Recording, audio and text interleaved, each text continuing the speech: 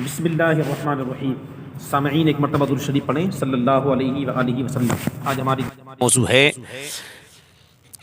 کہ ایک جگہ پر ایک معاملہ ہوا، فرمایا کہ ایک پیر صاحب نے کہا کہ شریعت تو ہمارے ہاتھ کا میل ہے، اور انہیں نماز پڑھتے ہوئے بھی نہیں دیکھا گیا ہے۔ بہت سارے پیر آج ایسے ٹہل رہے ہیں مارکیٹ میں جو کبھی نماز پڑھتے ہی نہیں ہیں، اور اپنا آپ کو بہت بڑا لمبا چوڑا پیر کہتے ہیں، اور ہاتھوں میں ان کے انگوٹھیوں سے ہاتھ بھرا ہوا ہوتا ہے، لگتا ہے کہ جیسے کہ یہ جو ہیں بساط خانے کی دکان ان کے ہاتھ میں ہی ہے پوری، اور ایسے پھرتے ہیں بڑی بڑی مالائیں ڈال کے گلے میں، اور بڑے بڑے لمبے بال، کالے پیلے، ایک ایک سال غسل کرو ہو جاتا ہے۔ ان کے بارے میں یہ پوچھا گیا سوال مفتی جلال الدین امجدی رحمۃ اللہ تعالی علیہ سے، اسی کا جواب دیتے ہوئے آپ فرماتے ہیں فتاوی فقیہ ملت جلد اول صفحہ نمبر 26 اور 27 پہ، فرمایا کہ جس پیر صاحب نے یہ کہا ہے کہ شریعت تو ہمارے ہاتھ کا میل ہے، آپ نے فرمایا کہ یہ کہنا کفر ہے۔ جو پیر صاحب تھے اب کافر ہو گئے۔ شریعت ہمارے ہاتھ کا میل ہے کیونکہ اس میں شریعت کی تحقیر ہے، شریعت کی جو ہے حقارت سے دیکھ رہے ہیں، وہ شریعت کی بدنامی ہے۔ اس جملے سے شریعت کو ہلکا جانا انہوں نے، اور شریعت کو حقیر ہلکا جاننا کفر ہے۔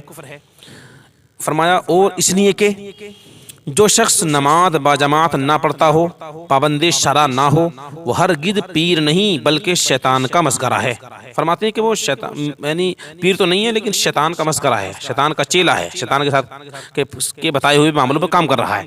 اور سیدی اعلیٰ حضرت تحریر فرماتے ہیں کہ جو جان کر نماز چھوڑے ہرگز وہ ولی نہیں ہو سکتا۔ اس میں اعلیٰ حضرت نے کہا کہ وہ ولی الشیطان ہے، یعنی شیطان کا ولی، یعنی شیطان کا دوست ہے، شیطان کا آقا ہے وہ۔ فتاوی رضویہ جلد نمبر 6 صفحہ نمبر 94 پر، اور تفسیر ساوی جلد نمبر 2 صفحہ نمبر 182 پر ہے۔ اتنا بار اسی کا خلاصہ ہے۔ لہذا جو پیر صاحب ہیں جو انہوں نے کہا کہ شریعت تو ہمارے ہاتھ کا میل ہے، کہا وہ مبتلا کفر اور گمراہ گر ہیں، یعنی کفر میں مبتلا ہو گئے، اور جو ان کے ساتھ میں چیلے چپاٹے ہیں ان کے، وہ بھی جو ہیں گمراہ ہو جائیں گے، ان کے ساتھ میں گمراہ ہیں۔ مسلمانوں پر لازم ہے کہ اس سے دور رہیں، جو مارکیٹ میں ایسے پیر پھر رہے ہیں ان سے دور رہیں، ہرگز بیعت نہ ہوں، اور جو پہلے ان سے بیعت ہو چکے ہیں، مرید ہو چکے ہیں، فرماتے ہیں کہ کفر کے سبب، کیونکہ پیر صاحب تو اب کافر ہو گئے، ان کی بیعت ٹوٹ گئی، یعنی جو پیر صاحب سے مرید تھے ان کی بیعت ٹوٹ گئی، وہ کسی سنی صحیح العقیدہ باعمل پابند شرع پیر سے بیعت ہو جائیں۔ جو اچھے پیر ہیں ماشاءاللہ ان سے پیر ہوں، ان سے مرید ہوں، کوئی خرابی نہیں ہے۔ جو با عمل ہیں، اچھے پیر ہیں، نمازی ہیں، اچھائی کا حکم دیتے ہیں، ان کو مرید ہونا چاہیے۔ اسی میں سوال نمبر 2 ہے کہ کامل پیر کی پہچان کیا ہے؟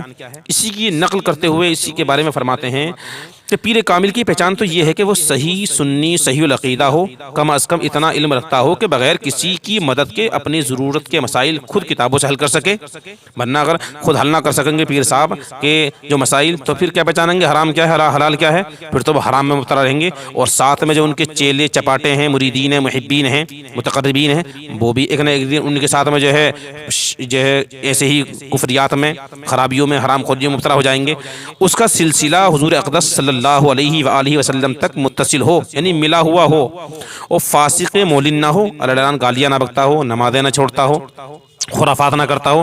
ایسے ہی فتاوی رضویہ جلد نمبر 12 صفحہ نمبر 212 بہار شریعت حصہ اول صفحہ نمبر 79 پر ہے۔ واللہ تعالی اعلم بالصواب۔